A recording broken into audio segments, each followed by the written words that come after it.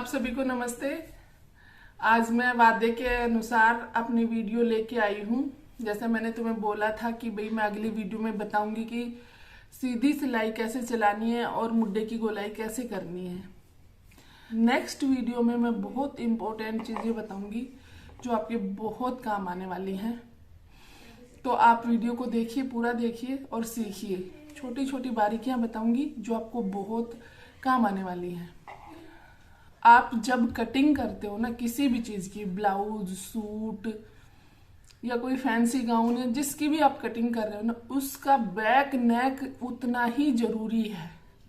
Back neck की जो length है वो उतनी ही जरूरी है जितना अपना चेस्ट साइज मैटर करता है, जितना अपना कमर साइज मैटर करता है, हिप साइज मैटर करता है, उतने ही हमारे बैक नेक की लेंथ मैटर करती है।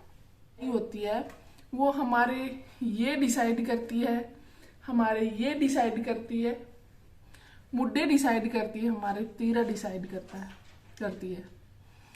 हम नाप लेते हैं कि भाई हमारे ये चीज कितनी है, नाप लिया।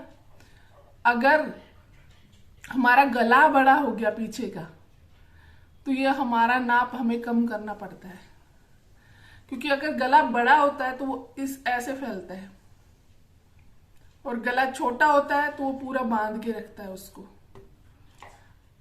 तो आपको ये देखना है कि हमारे पीछे के गले की लेंथ कितनी है। पीछे के गले की लंबाई की वजह से पूरी ही कटिंग ही चेंज हो जाती है। उसमें हम जो मार्जिन लेते हैं ना वो तक भी चेंज हो जाता है। तो बैक का जो गला होता है ना हमारी ड्रेस का, चाहे वो XYZ कोई भी ड्रेस हो, वो पूरा नाप बदल के रख देता है।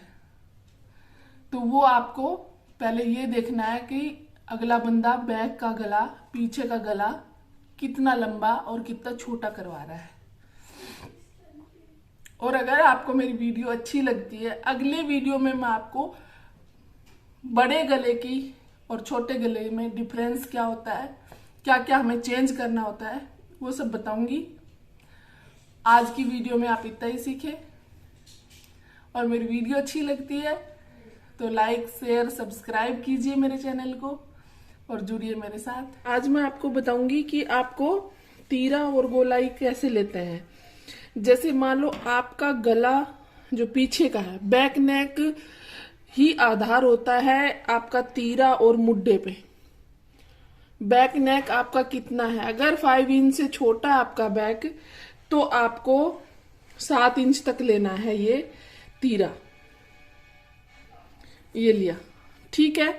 अगर आपका बैक छोटा है, बिल्कुल कॉलर है, तो आप ये बढ़ा दोगे, 8 इंच कर दोगे, 8 इंच कर दोगे, क्योंकि जो गला जो कटता है वो ऐसे फैलता है तो ये चीज कंधा भी उधर की साइड जाता है। अगर आप कॉलर का बनाते हो तो ये आपका बढ़ जाएगा। बाकी नाप से लेते हैं, ये चीज नापी जाती है। सबके बॉडी अलग अलग होती है शेप, तो ये नापी जाती है। अच्छा, अब हम क्या करते हैं, जितना हमारा तीरा होता है ना उतना ही हम मुड्डा लेते हैं। अच्छा, वो क्यों लेते हैं मुड्डा? जैसे मैंने 8 इंच इसका तीरा लिया तो मैं 8 से 8.5 तक भी इसका मुड्डा ले लूंगी ना तो भी गलत नहीं है। ये कैसे गलत नहीं है? जैसे मैंने 8.5 इंच का मुड्डा लिया, ये यहाँ पे निशान लगा दिया, और बाई चांस हमारी चेस्ट 36 इंच है तो 9 चौक 36, तो यहाँ पे 9 इंच का निशान लगा हमारा और 2 इंच हमारा मार्जिन लगेगा, ठीक है। तो अब ये जो गोलाई है ना हमारी, ये गोलाई हमारी कितनी कम हुई, ये देख रहे हो आप, ये गोलाई कितनी कम होगी हमारी। और अगर हमारा यही गला ये तीरा हमारा 6 इंच होता, बैक इसका बड़ा होता, तो मैं इसको 6 इंच मुड्डा 6 इंच भी ले लेती ना तो भी काफी होता, गलत नहीं होता। लेकिन हम सूट में इतना नहीं लेके चलते, हम 1 इंच प्लस कर देते हैं, 7 इंच ले लेते हैं। तो ये देखो आप कितना फर्क हो गया है। ये निशान ऐसे लगाया मैंने, निशान लगा के और इसको लाइन को सीधा खींच लिया। और अब 9 इंच पे मैं निशान लगाऊंगी तो इसकी गोलाई देखो कहाँ तक जाती है। इसकी गोलाई आ गई यहाँ तक और 2 इंच का हमारा मार्जिन हो गया। तो इसका मतलब ये गोलाई हमारी ऐसे जाएगी, तो ये चीज बढ़ गई ना हमारी। इसका तो सीधा सीधा ही बढ़ेगा, इसकी ये राउंड बढ़ती है। जिसका नेक बड़ा होता है ना उसमें यहाँ पे भी फर्क पड़ता है और यहाँ पे भी फर्क पड़ता है, दोनों चीजों पे। सब कुछ नेक पे डिपेंड होता है। अच्छा, हम पॉइंट पे आते हैं। मैंने बताया था कि कई बहनें गोलाई नहीं कर पा रही थी जब मैंने सिलाई सीखी थी।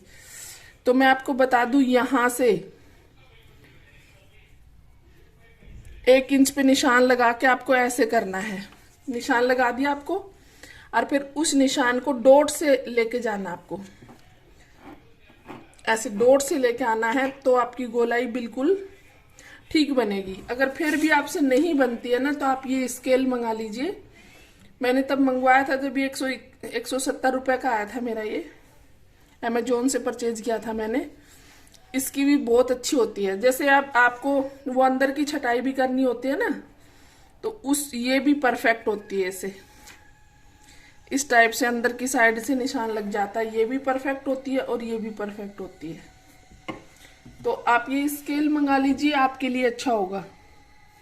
अच्छा, दूसरा एक मेरा था कि कुछ बहनें सीधी लाइन नहीं चला पा रही थी सिलाई मशीन की। पंजा रखा यहाँ पे रखा, अगर आपको बिल्कुल भी सीधी सिलाई नहीं चलानी आती है तो आपको लाइन खींच लेनी है। ये मेरे को सिलाई करनी है इस कपड़े में, तो हमें ये बूट इधर रखना है और इसी के सीधे में चलना है। इससे हम इसको इधर नहीं लेके जाएंगे कपड़े को, बस इस बूट की सिधाई में चलते रहेंगे। ये जो बूट है इसकी सीध में चलेंगे, इतना गैप इधर छोड़ेंगे, ठीक है। ये सीधी सिलाई हमारी लग गई। अच्छा, ये बहुत कम कपड़ा दबा रही है। ये जो सिलाई है ये हमारी बहुत कम कपड़ा दबा रही है। तो हमें क्या करना है, एक सिलाई और लगानी है जब तक हमारी प्रैक्टिस ना हो जाए। धागा बहुत महंगा नहीं आता, 5 या 7 रुपए का आता है। अगर लग भी जाए तो कोई दिक्कत नहीं, जितनी बार लगाओगे आपके हाथ की फिनिशिंग बढ़ती जाएगी। अब ये पैर इस सिलाई के साथ साथ चलाना है।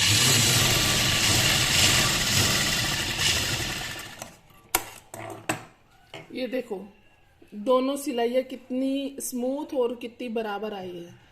तो यही सिलाई आपको ऐसे सीधी लगानी है। ये आपको पाइचे बनाने में भी हेल्प करेगी, आपको सीधा चलाने में जो आपकी टेढ़ी मेढ़ी सिलाई आती है उसको भी हेल्प करेगी, सिलाई में भी फिनिशिंग देगी आपको।